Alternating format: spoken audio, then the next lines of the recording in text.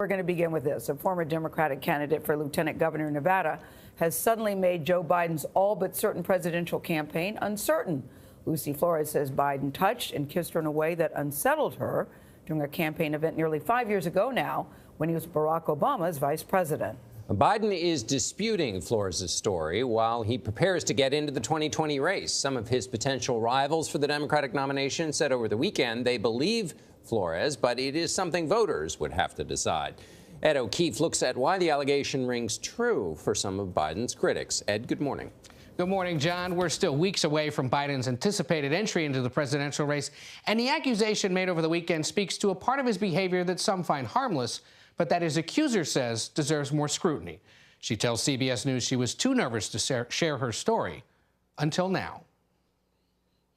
All of a sudden, I feel hands on my shoulders, and Vice President Joe Biden is behind me. Lucy Flores alleges that Joe Biden approached her suddenly from behind at a 2014 campaign event when she was running for Nevada lieutenant governor. He smelled my hair, and then he leaned in further and planted this slow kiss on the top of my head. Flores originally made the allegation in an essay published Friday by thecut.com, writing, "I had never experienced anything so blatantly inappropriate and unnerving before."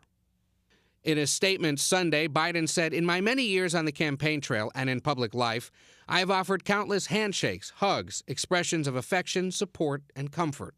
And not once, never, did I believe I acted inappropriately.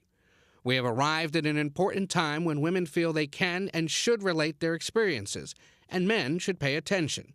And I will." Thank you, thank you, thank you. Biden's known for a personable, some might say affectionate campaign style that sometimes raises eyebrows. Late Sunday, Stephanie Carter, wife of former Defense Secretary Ash Carter, defended Biden, writing that the moment he leaned in to speak with her at her husband's 2015 swearing-in ceremony has been misinterpreted. "The Joe Biden in my picture is a close friend, helping someone get through a big day, for which I will always be grateful," Carter said. Flores is a former supporter of Bernie Sanders' 2016 presidential campaign, and she attended a rally for candidate Beto O'Rourke over the weekend. She said she wants voters to consider Biden's behavior. This is serious behavior, and we should talk about that, and we shouldn't ignore it.